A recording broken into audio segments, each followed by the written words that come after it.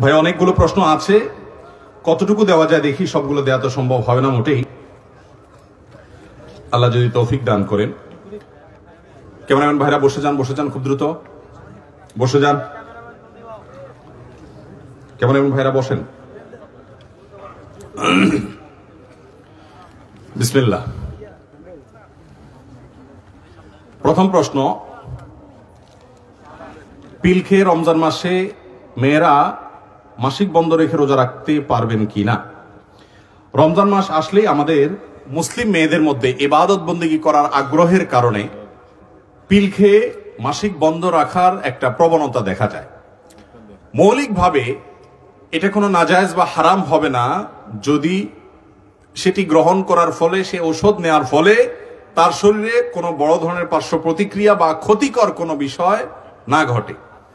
এরকম কোনো আশঙ্কা যদি থাকে যে এই ধরনের মাসিক বন্ধ করার কারণে, ঔষধ সেবনের কারণে, ঔষধ গ্রহণের কারণে পার্শ্ব প্রতিক্রিয়া হবে, ক্ষতিগ্রস্ত হবেন তিনি, তাহলে সেক্ষেত্রে সেটি গ্রহণ করা জায়েজ নাই। যদি বড় কোনো ক্ষতির আশঙ্কা না থাকে, শুধুমাত্র মাসিক বন্ধ রেখে তিনি ইবাদত বন্দেগী করবেন, তাহলে সেটা জায়েজ আছে ইনশাআল্লাহ। তবে স্বাভাবিক অবস্থার উপর যদি তিনি টিকে থাকতে পারেন এবং ঔষধ সেবন না করেন, সেটা হবে ভালো, অধিকতর উত্তম। কারণ মেয়েদের জন্য রমজান মাসে মাসিক হলে সে অবস্থায় রমজানের রোজা ছাড়া আর বাকি যে সমস্ত সাধারণ আমলগুলো আছে, বিশেষ করে জিকির আজকার, দোয়া দুরুদ, দিনী বই পুস্তক পড়া, দিনী আলোচনা করা, দিনী আলোচনা শোনা, এই সমস্ত ইবাদতবন্দি করার সুযোগ আছে।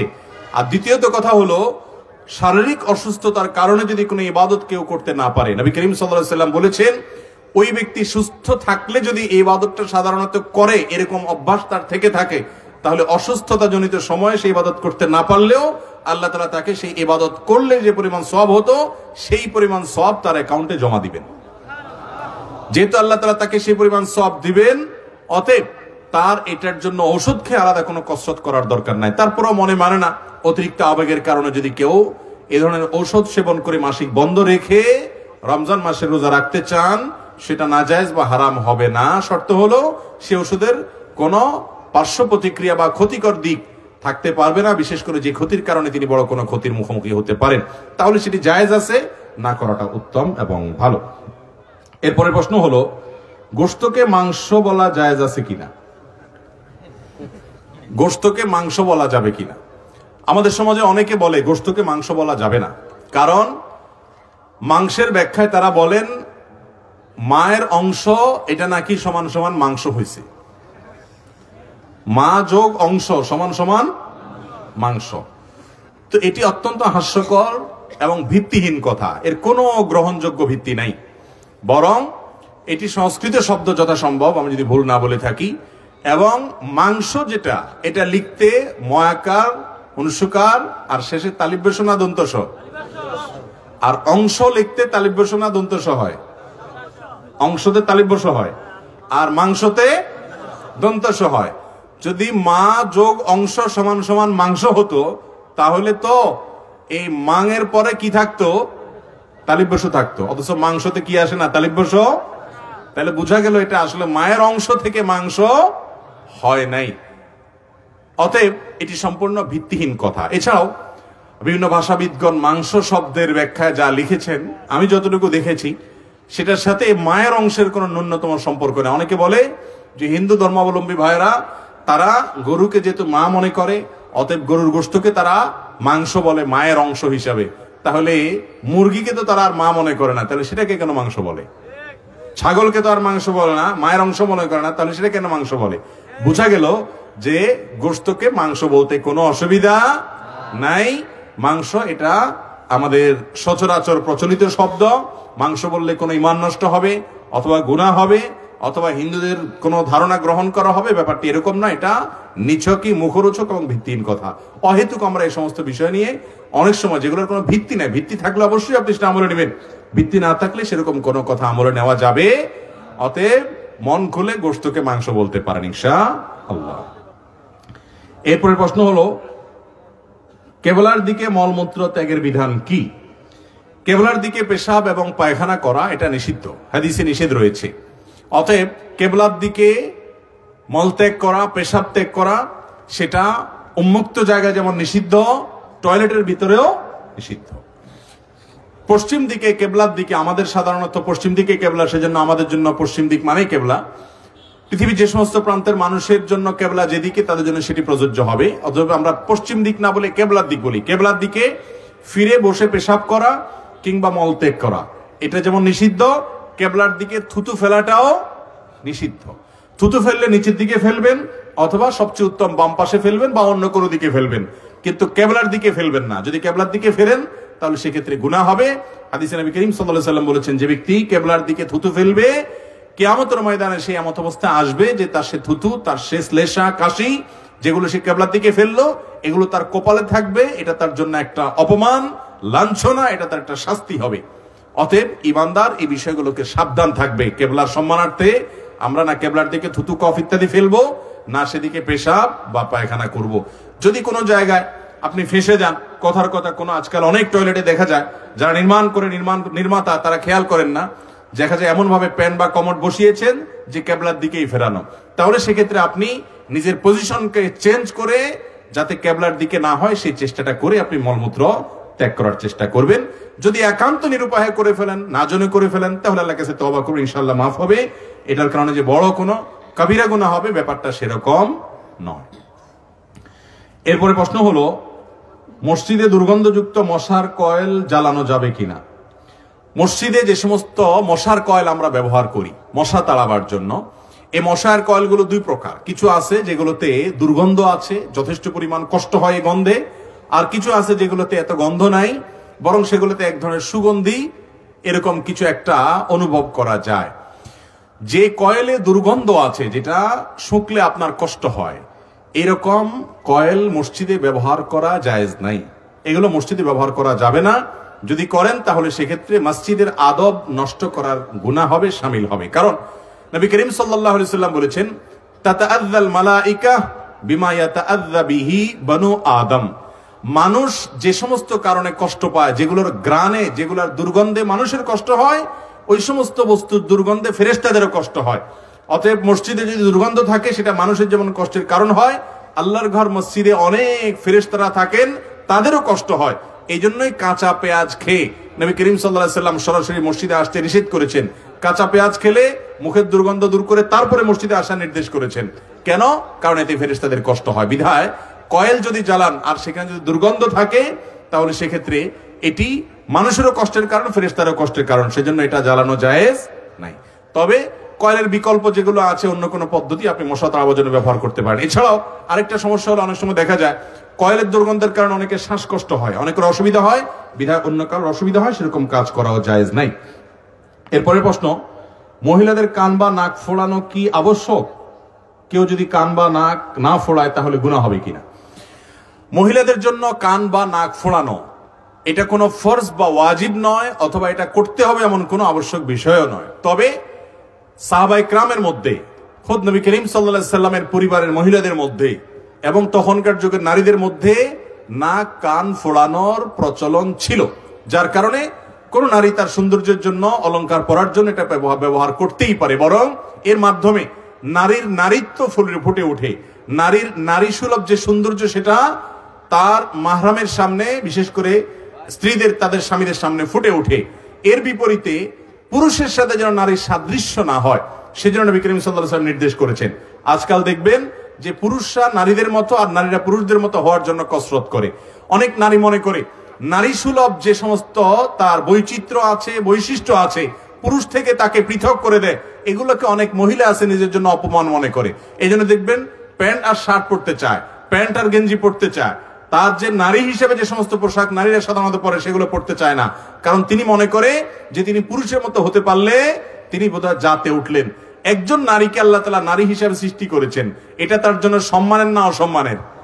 যত নবী রাসূল এসেছেন পৃথিবীতে, তারা সবাই কোনো না কোনো নারীর ছেলে, কোনো না কোনো নারীর ছেলে, সন্তান। অতএব এটা তার জন্য সম্মানের। কোন নারী, কোন মহিলা যদি মনে করে না আমি পুরুষের মতো পোশাক আশাক পরলে আমার মর্যাদা হবে, তাহলে সে নিজের নারীত্বকে অপমান করলো। ঠিক না বে ঠিক?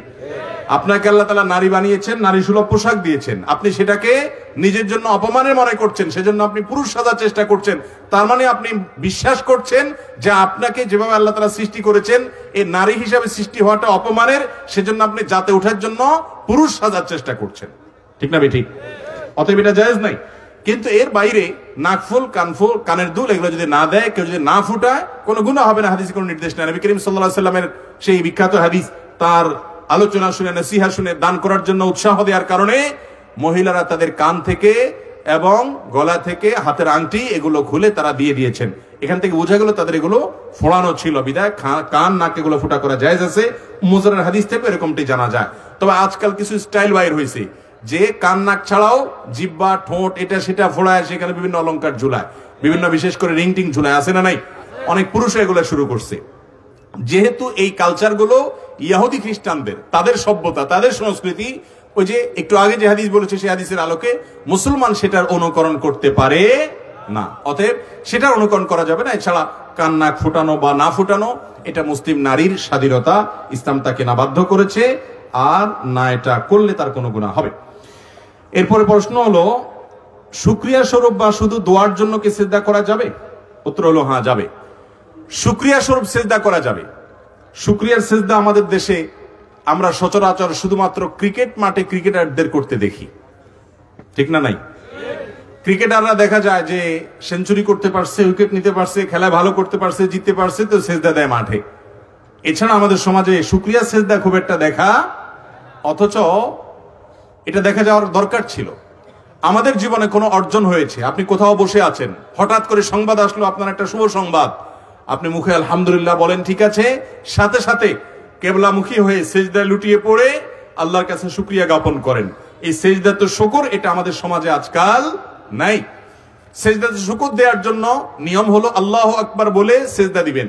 আব্দুল ইবনে ওমর রাদিয়াল্লাহু তাআলা আনহু থেকে বর্ণিত হয়েছে, সিঙ্গেল সিজদা দেওয়ার ক্ষেত্রে নবী করিম সাল্লাল্লাহু আলাইহি ওয়াসাল্লাম এই পদ্ধতি অবলম্বন করতেন। আল্লাহু আকবার বলে সিজদা যাবেন, সিজদা গিয়ে সুবহান রাব্বিয়াল আলা তাসবিহ নিবেদন করবেন, আল্লাহর পবিত্রতা বর্ণনা করবেন, এরপরে উঠে যাবেন, সিজদা কমপ্লিট হয়ে গেছে।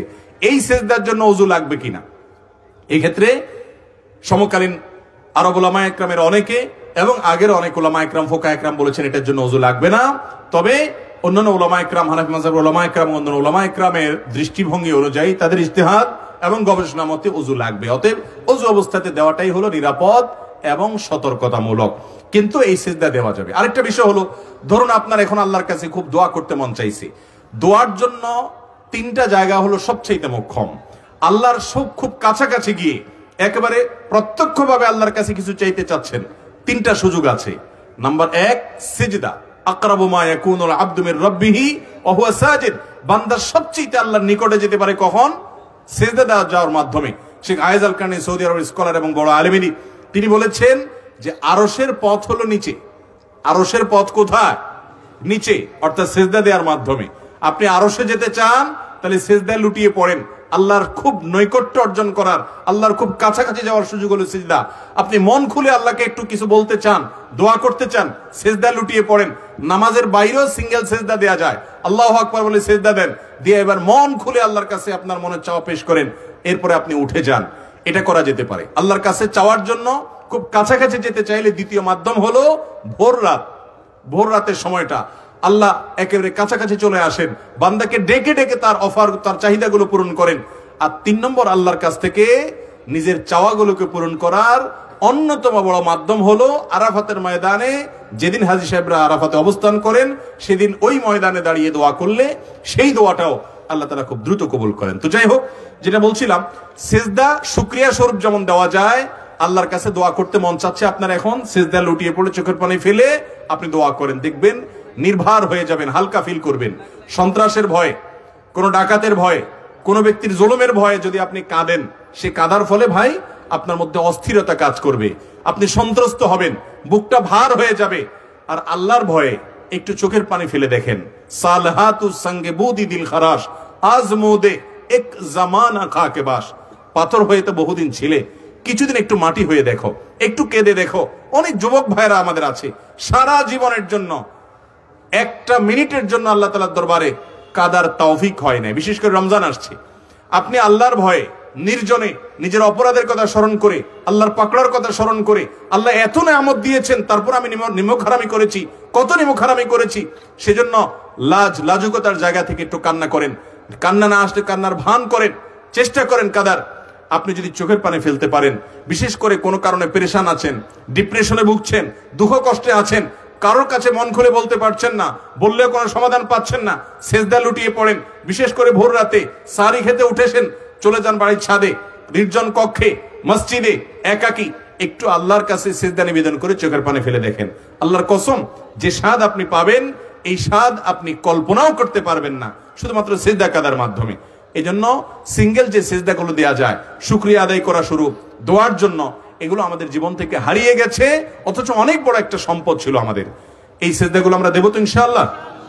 বিশেষ করে রমাদান আসছে, আমি অনুরোধ করব যে ভোর রাতে আপনি যখন সারি খেতে উঠেন, বছরের অন্য সময় পারেন না, ঘুমিয়ে থাকেন, এই সময়টাতে 10টা মিনিট বরাদ্দ রাখেন যে আমি শুধু আল্লাহর সাথে একটু কথা বলবো, মন খুলে সব কথাগুলো আল্লাহকে নিবেদন করব।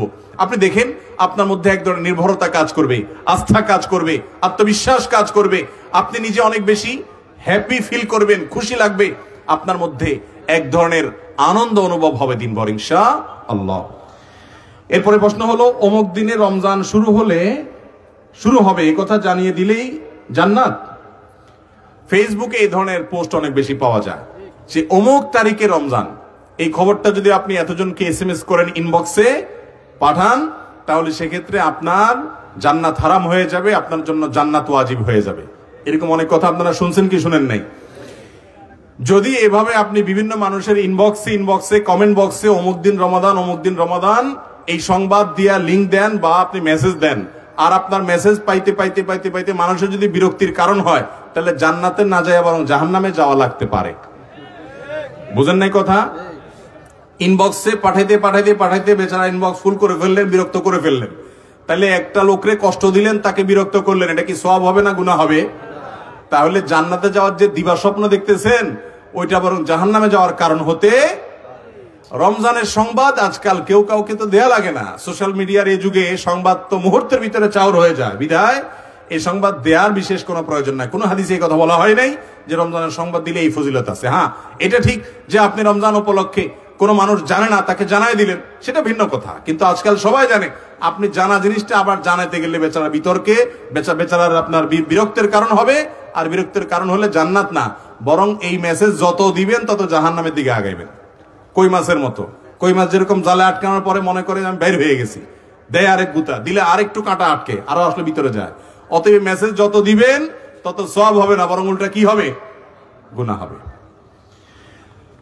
এরপরে প্রশ্ন হলো, আমাদের বিয়ে হয়েছে বেশি দিন হয়নি, এক সময় ভালোই মিল মোহাব্বত ছিল, সম্প্রতি মনোমালিন্য লেগেই থাকে, কোন আমল বলে দিবেন কি?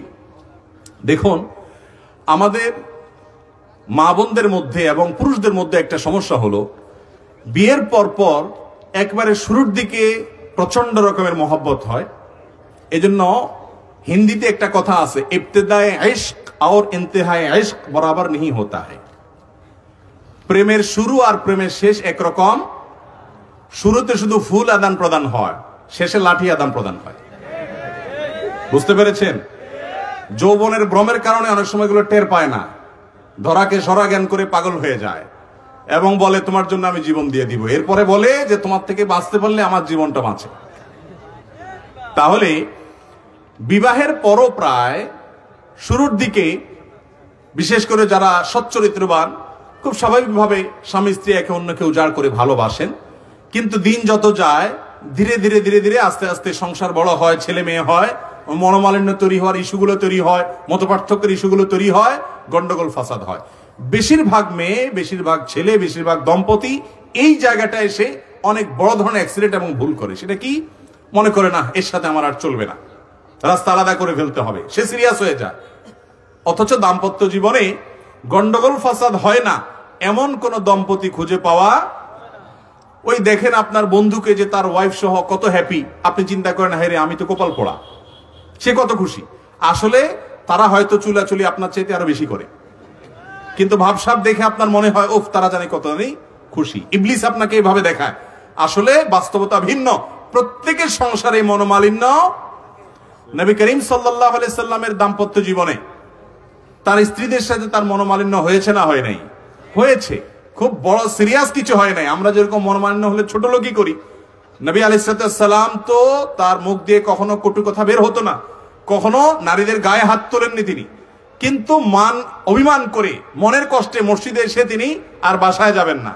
পরে সাহাবা ইকরাম মধ্যস্থতা করে সেটাকে দূর করলেন। তাহলে বোঝা গেল স্বামী স্ত্রীর মধ্যে বোঝাপড়ার গরমিল এটা হবেই।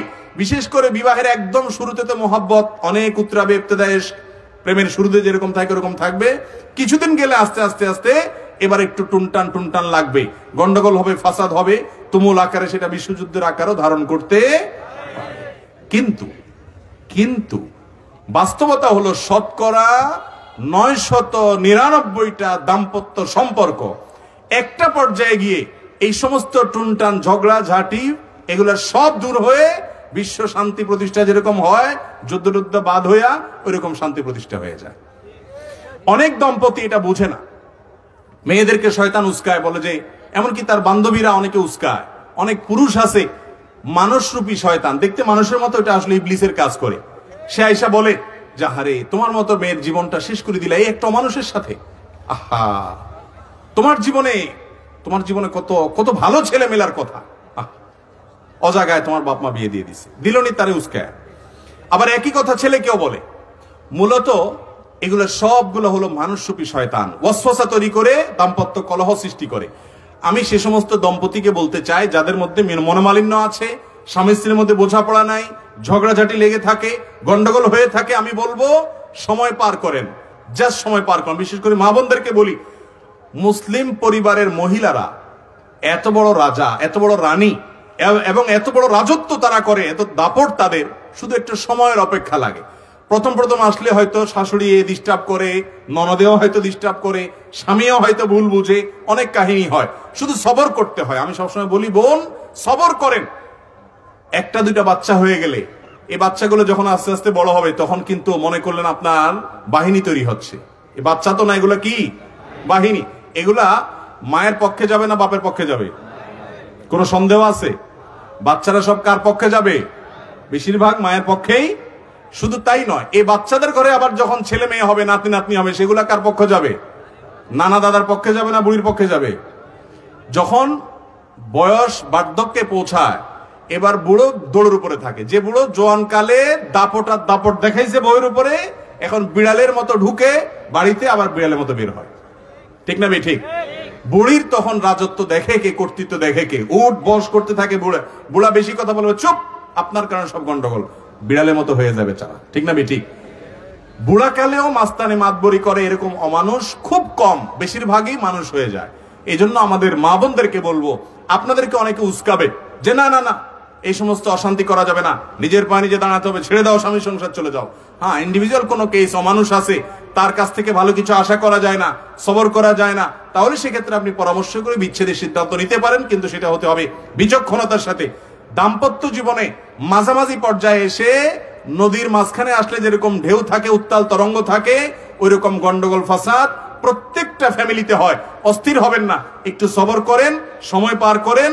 নদীর এই পাড়ে যেরকম সুখ, ওই পাড়ে যেরকম সুখ, মাঝে যেরকম ঢেউ, উত্তাল তরঙ্গ। দাম্পত্য জীবনের শুরুতে থাকে প্রেম, শেষে থাকে প্রেম, থাকুক আর না থাকুক বুড়া সাইজ হয়ে যায়, শুধুমাত্র মাঝখানে একটু সবর করতে হয়। কথা কি বুঝাতে পারছি? বেশিরভাগ যুবক মানুষ বিয়ের পরেই একটু টুনটান হইলো আর যুদ্ধ বিগ্রহ বাধাই দিলেন, তালাক তুলাক দিয়া এরপরে যায়া চোখের পানি ফেললেন, কোনো কাজ হবে না। বিদায় সাবধান থাকতে হবে। এবং দাম্পত্য জীবনের শান্তির মূল মন্ত্র হলো সবর। সবর ছাড়া দাম্পত্য জীবনের শান্তি কখনো আসবে? সবর থাকতে হবে। আল্লাহ আমাদেরকে সবর করার তৌফিক দান করুন। এরপরে প্রশ্ন হলো, মহিলাদের তালিম কি জায়েজ আছে? এই বিষয়ে একটু বলেন। মহিলাদের তালিম জায়েজ আছে কিনা? মহিলাদের তালিমের মধ্যে যদি মহিলারা মহিলাদের মধ্যে তালিম করে এবং একজন মহিলা কোরআন হাদিসের আলোকে অন্য মহিলাদেরকে কোরআন হাদিসের কথা বলে, এটাতে কোনো দোষের কিছু। কোরআন হাদিসের কথা, সৎ কাজের আদেশ নিষেধ শুধু পুরুষরা করবে, মহিলারা করবে না। কিন্তু মহিলাদের তালিমের নামে যদি এক জেলা থেকে আরেক জেলা চলে যান, মাহরাম ছেড়ে চলে যান, সংসার ছেড়ে চলে যান, ছেলে মেয়ে স্ত্রী, ছেলে মেয়ে স্বামী, বাবা ভাই, কারোর কমান্ড না মানেন এবং আপনি একেবারে পুরাই লাইন ছাড়া হয়ে যান এবং নিজে স্বয়ং সম্পন্ন হয়ে যান, সেটা কিন্তু জায়েজ হবে। অনেক জায়গায় আজকাল এই সমস্ত শুরু হয়েছে যে মহিলাদের বিশাল ইস্তেমা, মহিলাদের বিশাল মাহফিল, স্বামী বাপ ভাই সংসার সব ছেড়ে দিয়ে তিনি চলে যাচ্ছেন, এটা জায়েজ নাই। এরপরে প্রশ্ন হলো মহিলাদের মাসিক হওয়া অবস্থায় দুরূদ ইব্রাহিম পড়া যাবে কিনা? যাবে। মহিলাদের মাসিক অবস্থায় যে কোনো জিকির আজকার করা যাবে, দুরূদ পড়া যাবে, দুরূদ ইব্রাহিম পড়তে কোনো অসুবিধা নাই। আপনার মাহফিল নেওয়া এবং যোগাযোগ করার উপায় কি? এটা তো আপনি ঢুকাই দিলেন প্রশ্ন, দেখলাম। আচ্ছা ভাই, মাহফিল আমি খুব কম করি। আগামী বছর আল্লাহ যদি বাঁচায় হয়তো যেটা করতেছি এবছর এটাও 3 ভাগের 1 ভাগে নিয়ে আসবো ইনশাআল্লাহ। কারণ আমি আসলে মাহফিলের মানুষ না। মাহফিলের মানুষের যে ওনারা মাহফিলের ওয়াজের একটা ধাঁচ আছে না, এটাই তো আমি পারি না। অযথা টেনে টেনে আনেন আপনারা। এই জন্য মাহফিল আমি এবছর যা করছি সামনের বছর এটাও কমায় আনবো ইনশাআল্লাহ। কারণ প্রত্যেক ফিল্ডের লোক ভিন্ন, আমার ফিল্ড আমার কাজের জায়গা ভিন্ন। মাহফিলের কাজ করতে পারতেছি ঠিক আছে আলহামদুলিল্লাহ, আপনারা শুনছেন এই বেশি। এই যে বসে আছেন, শুন নাই শান নাই, হাসানি কান্দানি, কিচ্ছা কাহানি একটু জমানো কিছু নাই, এরপরে বসে আছেন, এটা হলো আপনাদের বড় দিলের পরিচয় আলহামদুলিল্লাহ। আপনারা ভালো মানুষ দেখে বসে আছেন। বাকি মাহফিলের মানুষ আসলে আমি না। অনেকে ধরে বেঁধে কে কেমনে ফাঁসায় দেয়, এটাতে কিভাবে ফাঁসছি আমি নিজেও যাই না। উনি কেমনে বলছে কখন বলছে আমি জানিও না যে মাহফিল নিছে। উনি বলে আপনি নিছেন, কারণ নিছি বলছে তো আসতে হবে, চলে আসছি। এই হলো আমার মাহফিলের দশা। তো আসলে যারা মাহফিল করেন নিয়মিত, এই ফিল্ডটা ধরে রাখার দরকার আছে। আমি এটাকে তুচ্ছ করছি না, এটা অনেক বড় জায়গা খেদমতের। কিন্তু এই ফোনের মানুষ ভিন্ন। এই যে মুফতি মোহাম্মদ আলী ভাই, ওনারা মাশাআল্লাহ এই ফোনের মানুষ। আমার মাহফিল আপাতত নেওয়ার কোনো রাস্তা তেমন নাই। আমার অনেকে বলে আপনার আমি মাহফিল নেওয়ার কোনো সেক্রেটারি নেই, আমি নিজেই কন্ট্যাক্ট করি। আমার মাহফিলে কন্ট্রাক্ট আমি নিজেই করি। কন্ট্রাক্ট আমার পয়সার কন্ট্রাক্ট বুঝিয়েন। আমার কন্ট্রাক্ট হলো যে বিভিন্ন শর্ত দেওয়া থাকে সেই শর্তগুলো পূরণ। যেমন গভীর রাতে মাহফিল করা যাবে না, এখন রাত বাজতেছে 12:30, ঠিক না? তো 12টা বাজতেছে। তো এই ধরনের আপনার চুক্তিগুলা বেশিরভাগ রক্ষা হয় না। অতএব মাহফিল আমরা এমনি খুব কম করছি। তারপরও ওলামা ইকরামদের পরামর্শে আমি মাহফিল নেই। কোনো ভালো আলেম যদি বলে দেয় সাধারণত যে আমি চিনি জানি শুনি সেখানে যাই। কারণ মাহফিলের দাওয়াত দিয়া যে মাইক দিবেন না তার গ্যারান্টি কি? এই জন্য রেফারেন্স ছাড়া মাহফিল করা কঠিন। আচ্ছা, এরপরে প্রশ্ন হলো মানুষ নামাজ পড়তে চায় না, কিয়ামতে তাদের কি অবস্থা হবে? নারীরা নামাজ পড়তে চায় না, তাদের কি অবস্থা হবে কিয়ামতের দিন? ভাই, বেনামাজি যারা হবে এই লোকগুলো আমাদের এই সমাজে বিশেষ করে বেনামাজিদের আবার একটু ওই যে চোরের মায়ের বড় গলার মতো একটু, এরা দেখবেন জোর দিয়া বলে নামাজ না পড়লে কি হয়েছে? ঈমান আছে। নামাজি ব্যক্তিকে শুনবেন না কোনোদিন এটা বলতে যে আমি আলহামদুলিল্লাহ নামাজ পড়ি আমার ঈমান আছে, এরকম শুনছেন কখনো? কিন্তু বেনামাজিরই শুনবেন যে নামাজ না পড়লে কি হয়েছে? ঈমান আছে। ওই যে কয় না চোরের মায়ের গলা একটু বড়, ব্যাপারটা এরকম। দেখেন, নামাজ না পড়লে ইসলামে তার কোনো হিস্সা থাকে? ওমর রাদিয়াল্লাহু তাআলা বলছেন এটা লা হাজ্জা ফিল ইসলামি লিমান তারাকাস সালাহ। ভালো করে শুনে রাখেন, যে ব্যক্তি নামাজ ত্যাগ করে ইসলামে তার কোনো হিস্সা নাই। অনেক ইমামদের মতো ইচ্ছাকৃত নামাজ না পড়লে সে ইসলাম থেকে খারিজ হয়ে যায়। ইমাম আবু হানিফা রাহিমাহুল্লাহর মত হলো, আর অনেকে আমার মত হলো, যদি আপনি নামাজ না পড়েন কিন্তু আপনার মধ্যে অপরাধ বোধ কাজ করে, এর ফলে আপনি ইসলাম থেকে খারিজ হবেন না। কিন্তু একজন ইমানদার কখনো নামাজ না পড়ে থাকতে পারে। কুফর এবং শিরকের মাঝে একজন মুসলমানের পার্থক্যের দেয়ালই হলো নামাজ। যে নামাজ পড়ে সে মুসলমান, যে নামাজ না পড়ে নিজেকে সে মুসলমান দাবি করার অধিকার নৈতিকভাবে রাখে না। মুসলমান অন্য যাই করুক না করুক নামাজটা পড়তেই হবে। এজন্য নামাজের উপরে গাফলতি করা যাবে না। কিয়ামতের দিন অত্যন্ত বড় ধরনের কাফের, নমরুদ, হামান, ফিরাউন, এদের সাথে হাসর হবে বেনামাজিদের। আল্লাহ তাআলা আমাদেরকে নামাজ পড়ার তৌফিক দান করুন। রমজান মাসে ফজর নামাজের পরে যদি স্বপ্নদোষ হয় তাহলে কি রোজা ভেঙে যাবে? রমজান মাসে ফজর নামাজের পরে আপনি ঘুমাইছেন, যদি স্বপ্নদোষ হয় তাতে রোজা ভঙ্গ হবে। কারণ এটা আপনার ইচ্ছায় না, এটা আপনার ইচ্ছায়। স্বপ্নে আপনি বউয়ের সাথে তুমুল ঝগড়া করেছেন, আরেকজনের সাথে ঝগড়া করেছেন, মারামারি করেছেন, গন্ডগোল ফাসাদ করেছেন, এই একটা জায়গায় যা খুশি তা করছেন। খুশি তো না, মানে যা দেখার যা দেখছেন, এর কোনোটার জন্য আপনাকে দায়িত্ব নিতে হবে না। অতএব স্বপ্নদোষ যদি হয় রমজান মাসে দিনের বেলায় তাতে কোনো অসুবিধা নাই। মানে আবার এটা বুঝেন না যে গোসল করা লাগবে না। গোসল ফরজ হবে ঠিকই, অতএব গোসল করতে হবে, কিন্তু আপনার রোজা ভাঙবে না।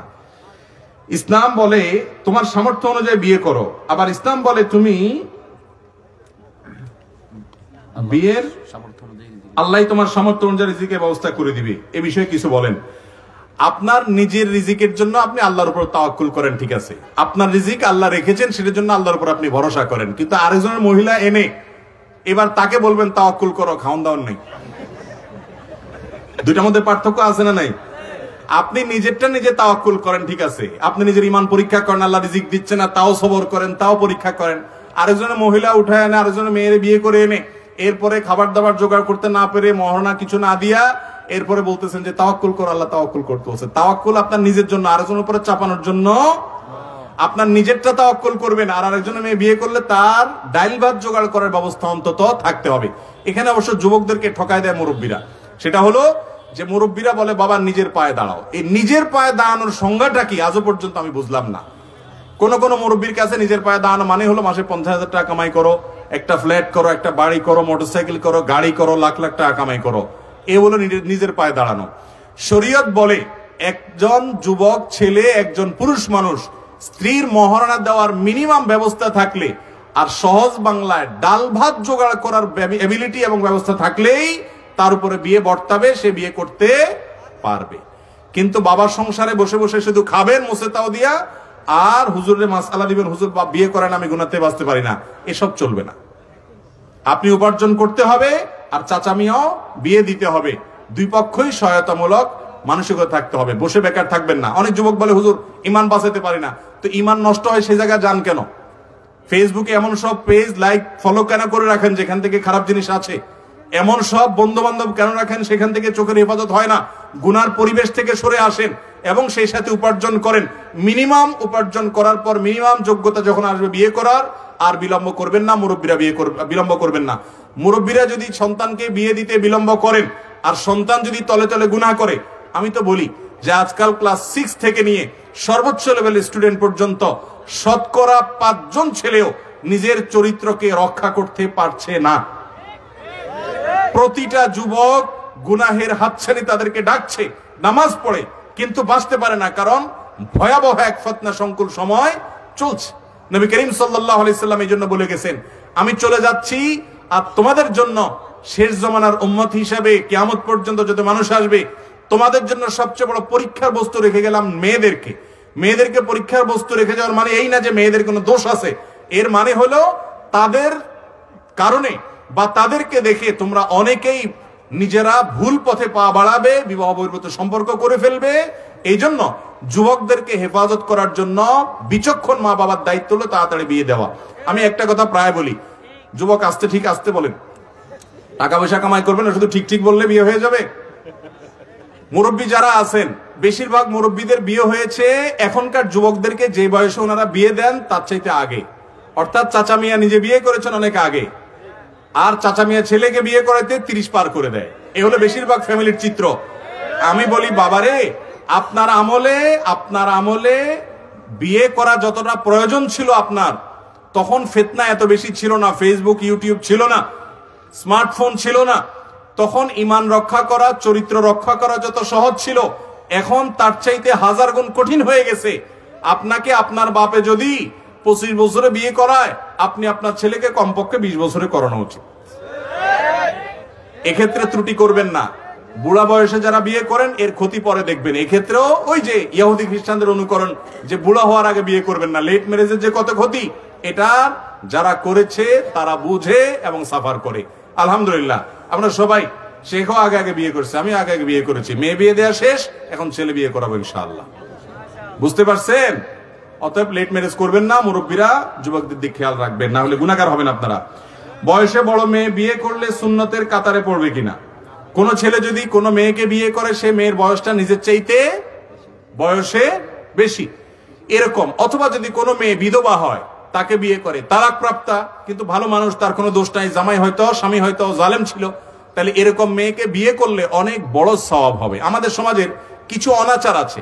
একটা বড় অনাচার হলো, কোন মেয়ে তালাক প্রাপ্তা হলে, বিধবা হলে, যুবক বিয়ে করতে চাইলেও যুবকের মা বাপ বিয়ে করাইতে রাজি না।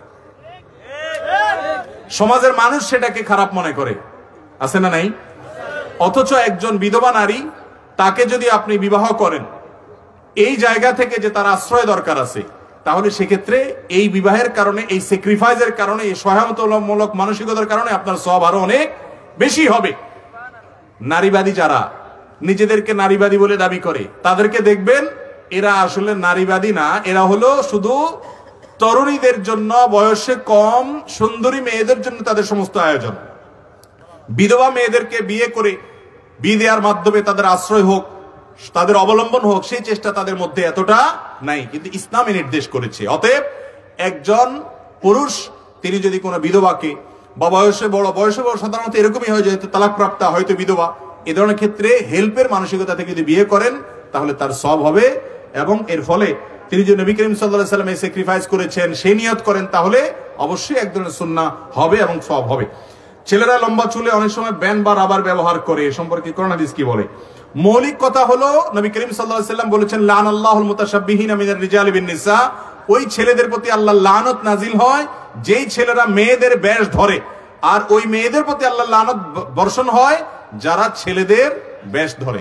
আপনি চুল রাখেন, ছেলেরা কান পর্যন্ত, কাঁধ পর্যন্ত, মাঝামাঝি পর্যন্ত, জুম্মালি মাফরা ঠিক আছে, এবং চুল যদি আপনি বেঁধেও রাখেন, কিন্তু নারীদের সাথে সাদৃশ্য হয় সেরকম করবেন না। এক কথা, আপনার চুল দেখে নারীরা পুরুষ এটা নিয়ে যদি সন্দেহ পড়ে যায় মানুষ, তাহলে বুঝতে হবে আপনার সেখানে ত্রুটি আছে।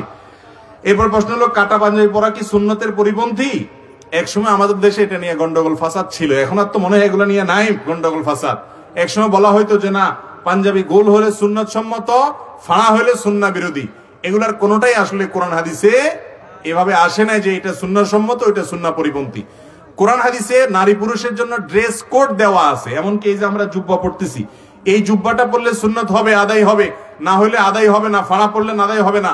বিশেষ করে আমাদের বাংলাদেশে মানুষের যে পাঞ্জাবি, ফাড়া পাঞ্জাবি, এরকম পাঞ্জাবি পড়লে সুন্নত আদায় হবে না, এগুলা এমন কোনো কথা নাই। এর কোনোটাকেই সরাসরি সুন্নত বলার মতো কোন কোরআন হাদিস থেকে স্পষ্ট বর্ণনা পাওয়া যায়। মুত্তাকিরা সাধারণত যে ধরনের লেবাস পোশাক পরে সে ধরনের লেবাস পোশাক পরবেন, এবং ড্রেস কোড শরীয়তে যেটা আছে সেটা দিয়ে মেনে চলবেন, এটাই যথেষ্ট। আমরা জেনারেল শিক্ষিত, আমরা কিভাবে আলেম হতে পারি? জেনারেল শিক্ষিত মানুষরা, তারা দিন শিক্ষা করা হলো তাদের জন্য ফরজ এবং জরুরি কাজ। এর পাশাপাশি কোন জেনারেল শিক্ষিত মানুষ, স্কুল কলেজ পড়ুয়া ভাই, তিনি যদি আলেম হতে চান তাহলে তাকে আলেম হওয়ার যে স্টেজ গুলো আছে সেগুলো অবলম্বন করতে হবে। আমি যতটুকু জানি মুফতি মোহাম্মদ আলী ভাই মাদ্রাসাতে বয়স্কদের দিনী শিক্ষার কোর্স আছে, এবং অনলাইনে অফলাইনে অনেকগুলো মাদ্রাসা আছে, সেগুলোতে ইনভলভ হয়ে যান। আপনি যদি আলেম হওয়ার জন্য যতগুলো ইলম দরকার আছে, আরবি গ্রামার, ব্যাকরণ, আরবি সাহিত্য এবং প্রয়োজনে যে সমস্ত শাস্ত্র আছে সেগুলো সব আয়ত্ত করতে পারেন, কোরআন হাদিসের যথেষ্ট পরিমাণ পাণ্ডিত্য আপনি যদি অর্জন করতে পারেন, তাহলে সেক্ষেত্রে জেনারেল শিক্ষিত হয়েও আপনি আলেম হওয়ার চেষ্টা করতে পারেন। কিন্তু জেনারেল শিক্ষিত হয়ে দু চারটা কোরআন হাদিস জানার পর নিজেকে আলেম ভেবে পণ্ডিতি শুরু করে আলেমদের ভুল ধরা, আলেমদের উপরে আলেমগিরি করার প্রবণতা দেখাবেন না। এটা আজকাল ব্যাপক আকারে দেখা যাচ্ছে। কথা কি বুঝতে পারছি? বিদায় পরে সাবধান থাকতে হবে। মসজিদে চেয়ারে বসে নামাজ সম্বন্ধে আপনার মূল্যবান বক্তব্য আশা করছি। প্রায় সব জায়গাতে এই একই প্রশ্ন অনেক বেশি পরিমাণে আসে যে চেয়ারে বসে নামাজ পড়া জায়েজ আছে কিনা। এগুলোর উত্তর বারবার আমরা দিয়েছি, তারপরও আসে। তার মানে এই প্রশ্নটা প্রচুর পরিমাণে মানুষ করেন। এই প্রশ্নের খোলাসা উত্তর হলো, যে ব্যক্তি দাঁড়িয়ে নামাজ পড়তে পারেন না, তার কোমরে অসুবিধা আছে, মেরুদণ্ডের সমস্যা আছে, পিঠে অপারেশন আছে, অথবা ডাক্তার বলেছেন, যে ডাক্তার নামাজের গুরুত্ব বুঝেন, আবার ডাক্তার হিসাবেও তিনি ভালো, এরকম মুসলমান কোন ডাক্তার যদি বলেন যে বাবা তুমি রুকু সিজদা করলে পিঠ ভেঙে তোমার স্থায়ীভাবে এই অঙ্গ শেষ হয়ে যেতে পারে, বা অসুস্থ হয়ে যেতে পারো, বা বড় কোনো দুর্ঘটনা হতে পারে, ওই ব্যক্তি দাঁড়ায় নামাজ পড়বে, আর রুকু সিজদাটা চেয়ারে বসে একটু মাথা ঝুঁকে ইশারা করে করতে পারে। আর যদি দাঁড়ানো থেকে রুকু সিজদা করার জন্য চেয়ারে বসবে আর উঠবে, এইটুকু তার জন্য রিস্কি হয়, তাহলে পুরো নামাজ তিনি চেয়ারে বসে পড়তে পারেন, চেয়ার ছাড়া জমিনে বসেও পড়তে পারেন। অনেক গর্ভবতী মা 7, 8, 9 মাস যখন হয়ে যায়, বিশেষ করে শরীরের ভারে দেখা যায় ওই টাইমে রুকু সিজদার জন্য উঠা বসা করাটা রিস্কি হয়ে যায়, পড়ে গেলে তার এবং গর্ভস্থ সন্তানের জন্য ভয় থাকে। যদি সেই রকম পর্যায়ের হয়, তিনিও চেয়ারে বসে অথবা জমিনে বসে নামাজ পড়তে পারবেন। কিন্তু সামান্য একটু শরীর খারাপ লাগছে, হালকা একটু ভালো লাগছে না, অথবা একটু অসুবিধা হচ্ছে, কষ্ট হবে, শরীরটা আজকে দুর্বল লাগছে, ম্যাজ ম্যাজ করছে, আর তখন টান দিয়া চেয়ারে বসে ফরজ নামাজ পড়া শুরু করলেন, তাতে নামাজ হবে? অনেক লোক আছে গাছে উঠে দুনিয়ার সব করে বেড়ায়, কিন্তু মসজিদে আসলে প্লাস্টিকের চেয়ার একটা টান দিয়ে বসে উনি সাহেব সাজা যায়। এরকম সাহেব সাজা নামাজ পড়লে সে নামাজ কবুল হবে না। সামর্থ্যবান ব্যক্তি অবশ্যই রুকু সিজদা করতে হবে। আজকাল মসজিদগুলোতে যে পরিমাণ চেয়ার থাকে, আমি সব জায়গায় বলি, এটা কি মসজিদ নাকি আকিজ প্লাস্টিক স্টোর বোঝা মুশকিল। এত পরিমাণ প্লাস্টিকের চেয়ার থাকে, কি ভাই এত চেয়ার কেন থাকবে? আজ থেকে 10 বছর 5 বছর আগে মসজিদে এত চেয়ার ছিল? তার মানে এত কোমর ব্যথা রোগী ছিল, এখন এত কোমর ব্যথা রোগী কোত্থেকে আসছে? হয়তো রোগের পরিমাণ বেড়েছে, হতে পারে, কিন্তু আমাদের অনেকে জেনে জেনে কারণে চেয়ারে বসে নামাজ পড়া শুরু করে দেয়, সেটাও সত্য। অতএব সাবধান থাকতে হবে। এরপরে প্রশ্ন হলো, আমি জেনারেল পড়ুয়া ছাত্র, পড়াশোনার পাশাপাশি কোরআনের ভাষা বোঝার জন্য আরবি ব্যাকরণ শেখার প্রতি প্রবল আগ্রহী। প্রাথমিকভাবে আমি কিভাবে শুরু করব? আমি আপনাকে বলবো, আপনি ভুল পথে আছেন। আরবি ভাষা শেখার জন্য, বিশেষ করে কোরআনের ভাষা বোঝার জন্য ব্যাকরণ শেখার কসরত করতে যাবেন না। এটা আপনি করতে পারেন, কিন্তু এই পথে গেলে আপনার জন্য কষ্ট হবে অনেক বেশি। আজকাল কোরআনের ভাষা বোঝার জন্য অনেকগুলো কোর্স বের হয়েছে আলহামদুলিল্লাহ। বাংলাদেশ থেকে, ইংল্যান্ড থেকে, সৌদি আরব থেকে, বিভিন্ন দেশ থেকে আমাদের স্বদেশী ভাইয়েরা অনেকগুলো কোর্স পরিচালনা করেন। এই সমস্ত কোর্সগুলোতে আপনারা ইনভলভ হয়ে যেতে পারেন। লন্ডন থেকে বোঝা ডক্টর আবুল কালাম আজাদ, তিনি সাফিরুল কোরআন করেন। আবার আমাদের এস এম নাহিদ হাসান নামে একজন ইঞ্জিনিয়ার, তিনি একটা কোর্স করেন। মুখতার ভাই একটা কোর্স করেন। ডক্টর মঞ্জুরুল্লাহের কোর্স আছে, আরো অন্য ওলামা ইকরামের কোর্স আছে। এই সমস্ত কোর্সগুলোর মাধ্যমে আপনি আরবি ভাষা, বিশেষ করে কোরআনের ভাষা শেখার জন্য চেষ্টা করতে পারেন। অনেক সহজ আলহামদুলিল্লাহ। ব্যাকরণ শিখে যদি আরবি শিখতে চান, তাহলে আপনাকে 2 থেকে 3 বছর সময় হাতে নিয়ে জার্নি শুরু করতে হবে। আর শুধু কোরআন বুঝতে চান, 2-4-6 মাসের মাধ্যমে কোরআনের 30 থেকে 40 বা 50% পর্যন্ত আপনি কোরআন বুঝবেন। বিশেষ করে রমজান আসছে, তেলাওয়াত যখন বুঝবেন খতম তারাবিতে, অন্যরকম একটা মজা পাবেন। আর না বুঝলে আপনার সে স্বাদটা হবে না। বিধায় বোঝার চেষ্টা করা উচিত। এরপর প্রশ্ন হলো, মাতা পিতার মৃত্যুর পর সম্পত্তির ভাগ ছেলে ও মেয়ের কাছে কিভাবে দেয়া হবে?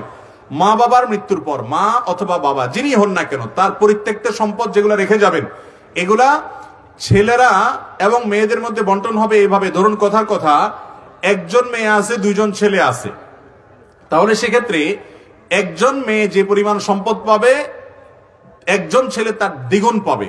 ফর এক্সাম্পল, 2 ছেলে 1 মেয়ে আছে, আর কেউ নাই, ওয়ারিসদের মধ্যে আর কেউ নাই ধরেন, বা অন্য কেউ প্রাপক নাই, তাহলে সেক্ষেত্রে সমুদয় সম্পত্তির মূল্য ধরে সেখান থেকে সেটাকে ভাগ করবেন হলো 5 ভাগ।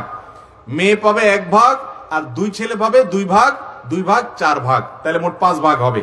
এইভাবে আনুপাতিক হারে বন্টন হবে। তবে দেখতে হবে অন্য কেউ আছে কিনা, কারণ অন্য কোনো লোক থাকলে তাদেরও ভাগ থাকতে পারে। যিনি মারা গেছেন, তার মা থাকলে তিনি ভাগ পাবেন, তার স্ত্রী থাকলে তিনি ভাগ পেতে পারেন, স্বামী থাকলে, তার ভাই থাকলে অন্য কারো ভাগ থাকতে পারে। বিশদ জানতে হবে। এগুলো শর্টকাট প্রশ্ন উত্তর থেকে সমাধান নেওয়া যাবে না, মৌলিক নীতিমালা জানা যাবে। ছেলে এবং মেয়ের মধ্যে সম্পদের যে ভাগ আছে সেটা ঠিক করে দিবেন। আমি প্রায় সময় বলি, আমাদের সমাজে নামাজি, রোজাদার, হজ আলা, জাকাত দেনেওয়ালা, ওয়াজ করেন না, ওয়াজ শুনেন না, বহুত লোক পাওয়া যায়, কিন্তু বাবা মায়ের সম্পদে বোনের সম্পদ, বোনের হক যতটুকু দেওয়া আছে সম্পূর্ণ হিসেব করে বুঝাই দিয়েছে বা দিবে এরকম প্রতিজ্ঞা করে, সেরকম সুপুরুষ, সেরকম ইমানদারের সংখ্যা অনেক কম। বাংলাদেশে যত জমি আছে, জমির দলিলগুলো যারা ঘাটাঘাটি করেন, অভ্যাস আছে, একটু দেখেন, অ্যানালাইসিস করেন, এবং এ ব্যাপারে সম্ভবত জরিপও আছে। বাংলাদেশে টোটাল ল্যান্ড বা জমির মালিকানা প্রায় সবগুলোই ছেলেদের নামে, মেয়েদের নামে জমির মালিকানা খুবই কম। অথচ মেয়েদের সংখ্যা ছেলেদের চাইতে তো কম না বাংলাদেশে। সেক্ষেত্রে তো মেয়েদের 50%, ছেলেদের মিনিমাম 50% জমিতে নাম থাকার কথা ছিল। এর একমাত্র কারণ হলো যারা দিনদার, নামাজ কালাম পড়ে, তারাও বোনের হকটারে ঘুরায় গাড়ায় খেয়ে ফেলে। ঘুরায় গাড়ায় খাওয়া বুঝেন? ঘুরায় খায় কেমনে? যেমন কথার কথা, বোনকে ডেকে আনে, আইনা বলে, বোন এখন বাবা তো দুনিয়া থেকে চলে গেছেন, আল্লাহ নিয়ে গেছে, তার সম্পদ এগুলো রাখছে, কোরআন হাদিস অনুযায়ী তো তোমার আসলে এরকম পাওনা হয়, এখন আল্লাহ তো তোমাদেরকে অনেক দিছে, এখন আমাদের তো যে ভাইদের অবস্থা দেখতেছো, তারপরও আমরা তোমাদেরকে দিয়ে দিতে চাই, তোমরা কি বলো? এমন একটা সিন ক্রিয়েট করে, বোন তখন বাধ্য হয় বলতে, ভাই থাক থাক, লাগবে না, আপনি রাখিয়ে দেন, আমি খুশি আছি। তখন বলে, আচ্ছা আলহামদুলিল্লাহ, এবার 60 টাকা কিনে বোন বিদায় দিয়ে দেয়। এই বাটপারি আছে না নাই? আবার একটা জাল হাদিস বানাইছে মেয়েদের জন্য, বলে যে মেয়েরা বাবার বাড়ির সম্পদ নিলে এটা সয় না, এটা কি করে না, চোর ডাকাইতে তো এত বাটপার হয় না। আপনি একই বাপের সন্তান হয়ে আপনি নিয়ে মাশাআল্লাহ আপনার সইবে, কিন্তু মেয়ে নিলে তার কি করবে না, সইবে না। জুলুম এবং হারাম কাজ। মেয়েরা নিতে চায় না, এটা বাস্তবতা। আপনি আপনার বোনকে দিতে চাইবেন, সে নিতে চাইবে না। কেন নিতে চায় না, এই প্রশ্ন উত্তর আপনাকে খুঁজতে হবে। নিতে চায় না এই কারণে, মেয়ে মনে করে, হায়রে বাবার ভিটা যেখানে বড় হয়েছি, যেখানে আমার নানি পোতা আছে, যেখানে ছোটবেলা থেকে শৈশব বাল্যকাল কাটিয়েছি, আমি এই ভিটায় তো বুড়ো বয়সে একটু আসতে চাই, পা মারাইতে চাই। যদি এখান থেকে সম্পদ ভাগযোগ নিয়ে যাই, তখন তো ভাই বলবে তোমার হক তো নিয়ে গেছো, আবার এখানে কি? এই জন্য বাধ্য হয়ে মেয়েরা নিতে চায় না, বলে না ভাই আমি নেব না, দিয়ে দিলাম।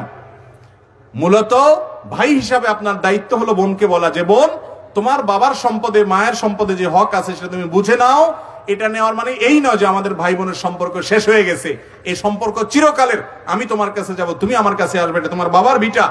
এবং ভাগ এখানে বিশেষ করে আসার এবং বেড়ানোর অধিকার ভাইয়ের কাছে বোনের আজীবনের জন্য আছে, এরকম সুযোগ করে দিতে হবে। চেষ্টা করবো তো আমরা ইনশাআল্লাহ।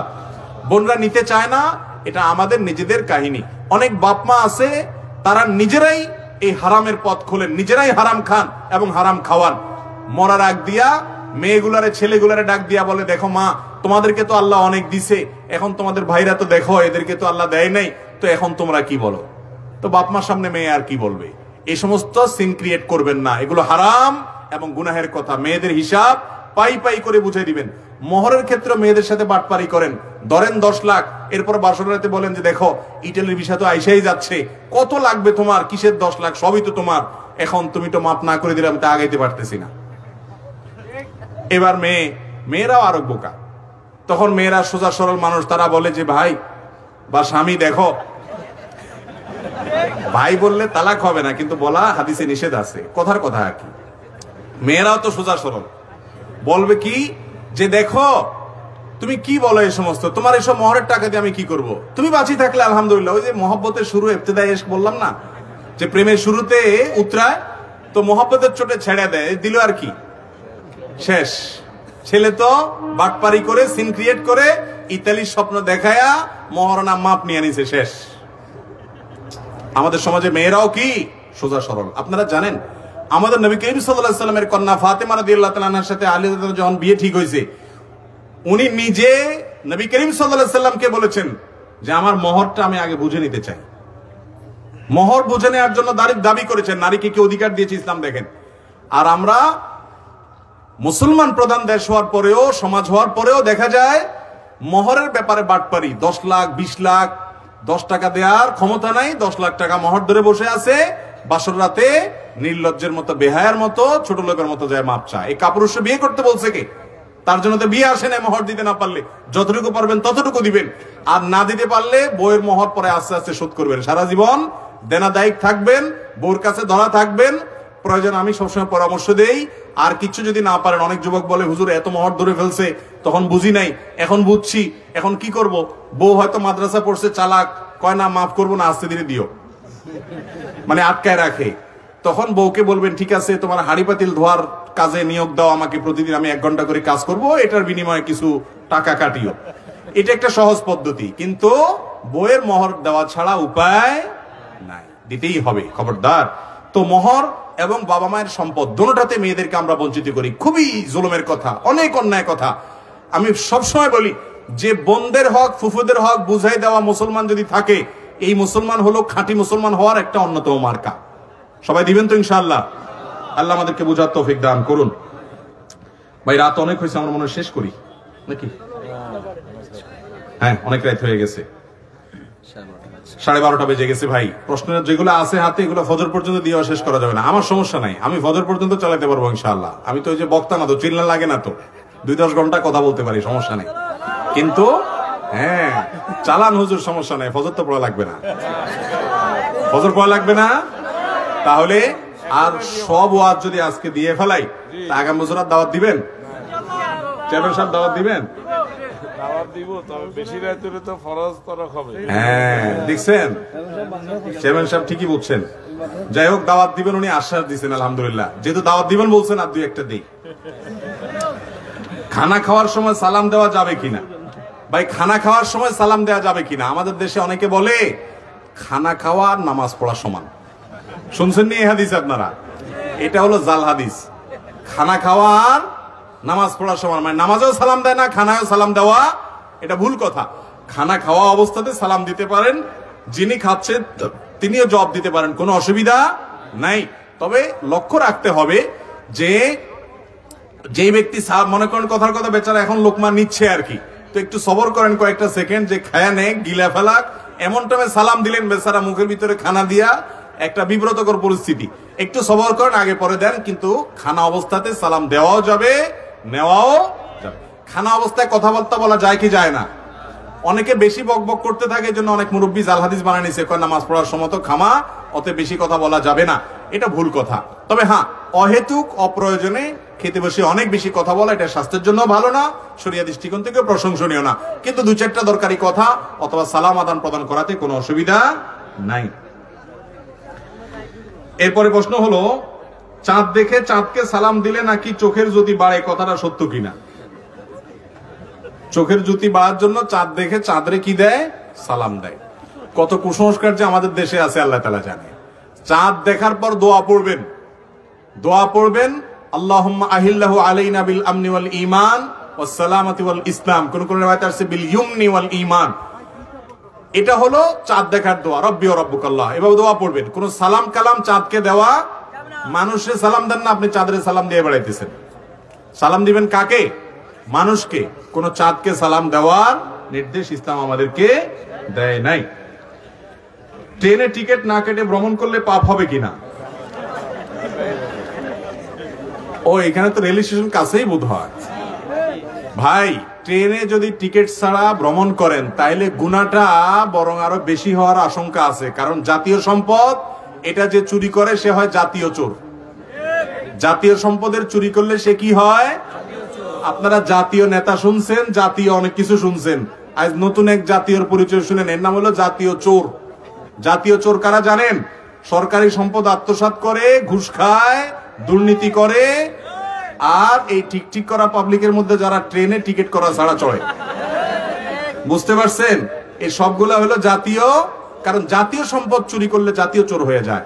যদি কখনো আল্লাহ মাফ করুক আগে এরকম করছেন মনে হয়, তাহলে এখন সেই ট্রেনের স্ট্যান্ডিং দাঁড়ানোর টিকিট কেটে ছিঁড়ে ফেলবেন। কয় টাকার চুরি করেছেন হিসেব করবেন, 500 টাকার টিকিট হবে আনুমানিক, তাহলে 500 টাকার টিকিট স্ট্যান্ডিং টিকিট কিনে ছিঁড়ে ফেলাই দেন, কোম্পানির অ্যাকাউন্টে টাকা ঢুকে গেল, আপনি সার্ভিস নিলেন না, তাতে আপনি দায়মুক্ত হয়ে যাবেন। আগে যদি ট্রেনে টিকিট ছাড়া চড়ে থাকেন, এইভাবে আপনি মুক্ত হতে পারেন। আলহামদুলিল্লাহ, প্রশ্নের উত্তর দিতে তো কোনো শেষ করা যাবে না, আজকে থাকুক, এগুলো পরবর্তীতে ইনশাআল্লাহ আমরা দেব। কোরআন এবং হাদিসের আলোকে আমরা যা শুনলাম, জানলাম, বুঝলাম, আল্লাহ তাআলা আমাদের সবাইকে আমল করার তৌফিক দান করুন। জাযাকুমুল্লাহ খাইর ওয়া আখিরু দাওয়ানা।